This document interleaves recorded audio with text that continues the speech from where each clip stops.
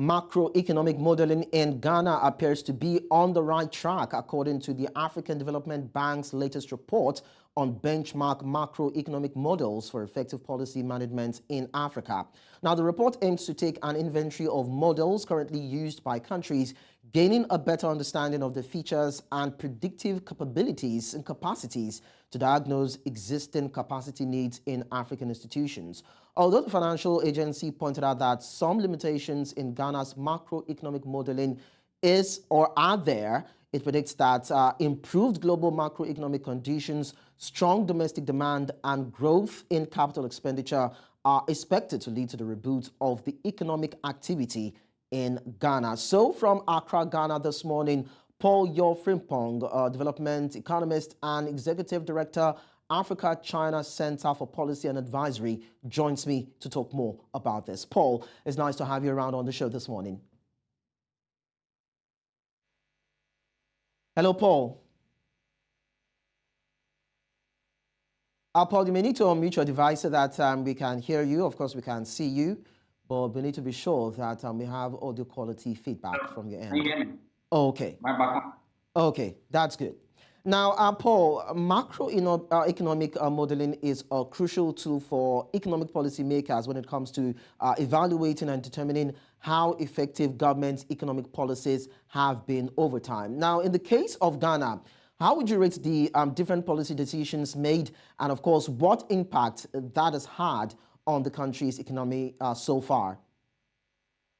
I think, per the reports released by the AfDB, I think it shows clearly that we could be on a path that could help us regain the kind of growth structure that we are looking for in terms of recently the kind of economic difficulty the country has been through. We are still dealing with those, economic challenges amidst the fact that we even have to go to the IMF program and all of that. But then again, this boils down to what we are discussing, boils down to what the central bank, and of course, in this case, tied to the Ministry of Finance, literally do, because they are the economic, management team, core economic management team of the country.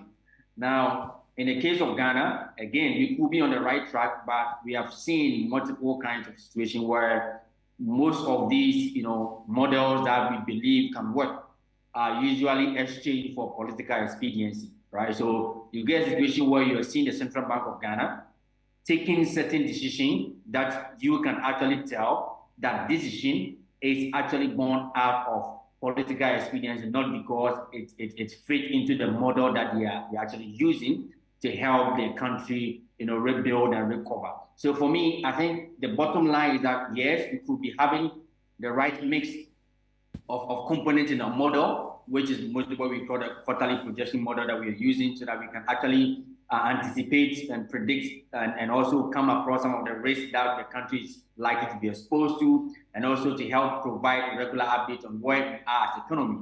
But then again, as I said earlier, we have had situations where most of these models that are supposed to work and you give us this prediction so that we can be on the track of how we want to recover are actually short-term for political expediency. So you have government interference in some of these decisions from the central bank. We had a situation where the central bank had to quickly and from nowhere have to find resources to pay some government, because of executive order and all. So for me, I think if we can be truthful to ourselves as an economy and we can stick to some of these models, of course, there are new dimensions that other advocates are actually advocating for, that we can actually add to the model. But if we can actually stick to the model as has been presented by the African Development Bank from their report, that with this kind of model, we are likely to be on a path of recovery. If we can stick to that and not allow any political interference in terms of what the central bank is supposed to do to manage the economy and keep the right projection and measure the right risk and being involved in activities that they are mandated for and not engage in things that are not in their purview, I believe we can actually be able to be on the right track then.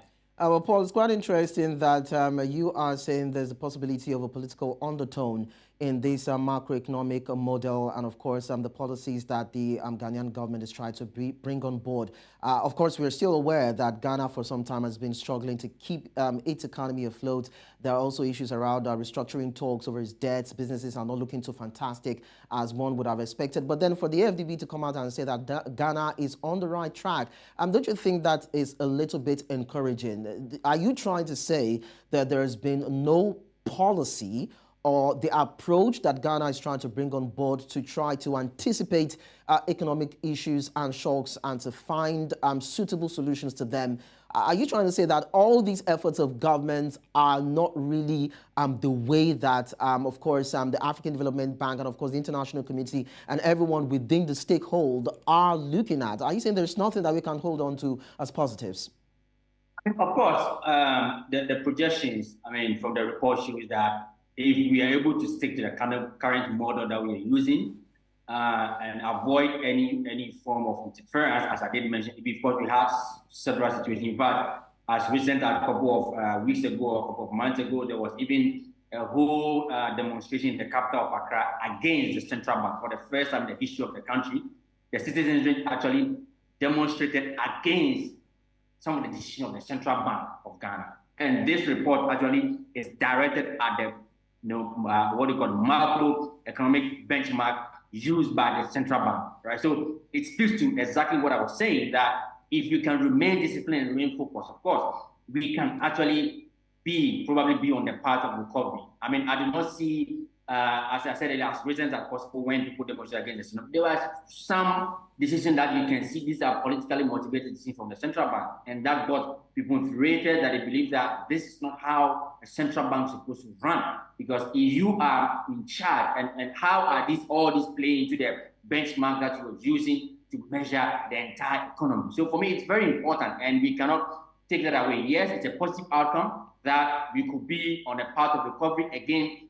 In recent times, what has happened to the economy really calls for something like that, that at least an institution like the central bank and, of course, support from the Ministry of Finance can work hand in hand to stay disciplined and remain focused and implement the benchmarks that they believe if we can stick to that, it can give us a recovery. Again, of course, one can also see that we already on an IMF program, which has been one of the key things that we're doing.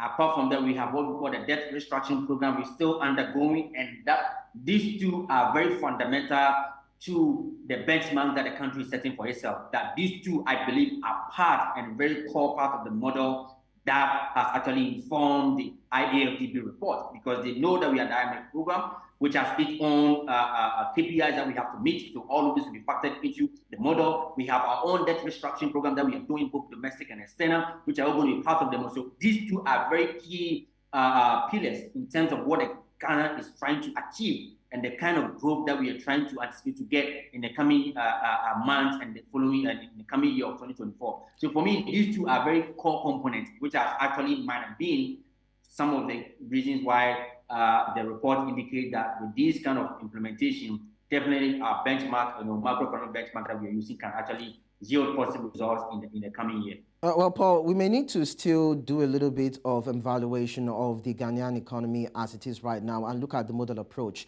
Now, according to the report, Ghana was said to have used the dynamic stochastic general equilibrium, that is the DSGE model, and the computable general equilibrium CGE model, ones considered to be more advanced and sophisticated in approach to macroeconomic modeling. So if we are to look through the eyes of the Ghanaian government, how dynamic or complex is the country's economy? What are the potentials? What are the uncertainties? What are the risks involved if we are to carefully consider what the Ghanaian government is pretending over in terms of its country's economy? Well, we've always had a very prolonged, issue about what we call fiscal indiscipline in managing the Ghanaian economy. This is not peculiar to this particular government. It's been one of the key issues that the country has been dealing with for decades, where we sort of lack the fiscal discipline needed to maintain or live within our means and build capacity to be able to generate more so that we can actually spend more. So for me, that's one of the key things that has actually almost always eluded the country in terms of staying on fiscal disciplinary measures. Again, even as we speak now, we are heading into a campaign year of 2024.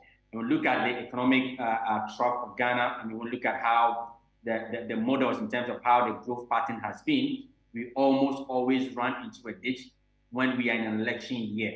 All right, so you see a lot of fervent expenditure, government trying all means, of course, any government of the day trying all means to provide beyond the means of the country just to win the election that is at hand. So for me, it's a combination of these that poses a lot of risk to the country. Again, we've not even resolved our issue about currency, and of course, there are a lot of conversation about how countries, across the continent, of course, leveraging on the Pan-African payment, system, and of course, through the Africa continental area to ensure that we can be able to trade in our local currency, because dealing with the currency issue is a very key part. Because as we speak now, Ghana's inflation was all high in the history of the country in a couple of months ago. Now we are moving around 40-something% of inflation. The year is supposed to end over 40% inflation, right? So for me, these are all risks that we have to. So the political risk is there, which is because we are heading to election year in 2024, and the records, the track record shows that we almost always mismanage in so many aspects of the economy when it's an election year. We throw everything into the air, just try to convince people that we are the best so we can win the next election. So for me, these are some of the risk patterns that we need. Of course, there are conversations around also about climate, related actions and green financing and green the economy. These are all being part of the conversation, even from the African Development Bank again. According to the African Economic Outlook report, I mean, the entire theme about the African Economic Outlook report for 2023 was focused on how we can leverage on green financing and climate financing to transform Africa's economy. So for a country like Ghana, we should be also looking at some of these angles. Of course, even in the 2024 budget of Ghana government, they had to look at, they're trying to, how in 2024, Ghana can leverage on climate financing sources to be able to boost the economy. Because then again, because there are a lot of both international and multilateral funds that are actually being marshaled to finance some of these projects. So as a country, I will anticipate that, as we stated in our 2024 budget, which was read recently, we will stick to that plan of trying to leverage on some of these financing options that are available. Hello, Paul. Well, we are well aware that the Ghanaian government is going through tough times, as other African countries are equally going through the same bout looking at their economy. But at this point, the African Development Bank released a recent report talking about a macroeconomic economic outlook or model that is being used by the Ghanaian government to measure the activities of the country's economy, to look at the prospects, to look at the challenges, to look at the risks, to look at the opportunities, and of course, the policies that will be necessary to drive growth and recover so much that has been lost in the country's economy. And of course, we've been talking to Paul Frimpong, who has been bringing us up to speed in terms of the model and all other aspects of that model, and how well they will be able to stay on track to see if growth can be on a positive trajectory for the country. And I just want to intimate you with some of the reactions that we've gotten so far as regards this model. And in an address at the gathering, of course, where we had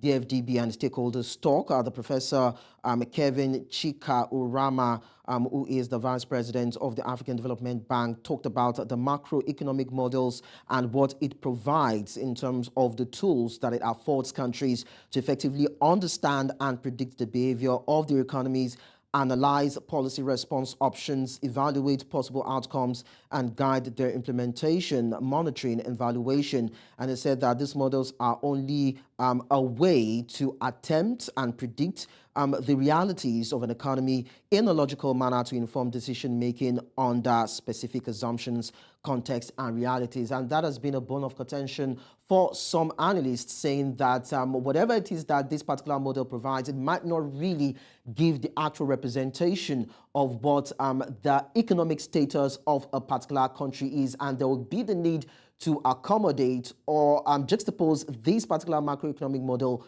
with other kind of model to actually get a true representation of what economic status of African countries are, so that solutions that will be provided will deal with those peculiar situations. Now, I want to be sure that we have Paul back online.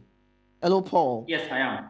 Okay, Thank you. so Sorry for the interruption. of course, I understand. We are actually pressed for time at this particular time. But then this is what I want you to do. I'd like you to just scale this information or the discussion down to Africa and look at how this model, the macroeconomic model, and all the things tied to it, and see how the African continent can also benefit from this. Now, I'd like to just look at this model and see, can it be applied to the African economy, looking at the context, looking at the issues that it is faced with, looking at the global conditions, both external and internal shocks, and if it will be able to give recommendations that will solve the peculiar issues affecting the African continent? I think first of all, the fundamental thing about the report we read is that, first of all, the report indicates that even in the context of Africa-wide, 54, 55 countries, you're talking about very heterogeneous economies, right? So there's no single model fits all kind of advocacy that the report is saying. Again, the report shows that there's that lack of even capacity at the central bank's level of most countries on the continent, that the staffing quality in terms of understanding and being able to develop the right benchmark model for the economies are actually low. So that's why even the African Development Bank Institute is actually advocating for more capacity building for these institutions.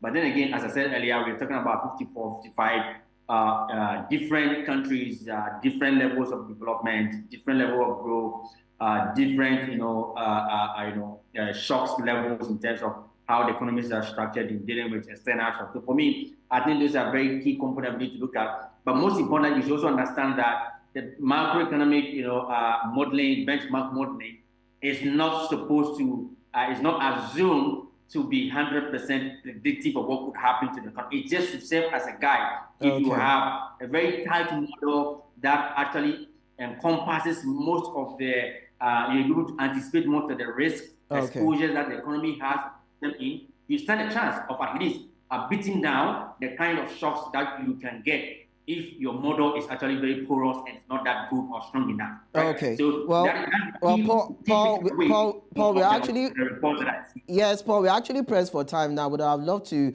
continue with this conversation. But I tell you that it's something we are going to revisit in our subsequent shows, definitely, and we'll bring you back to talk about it. Paul Frimpong, Development Economist and Executive Director, African China Center for Policy and Advisory. Thank you so much for your time. Thank you for having me.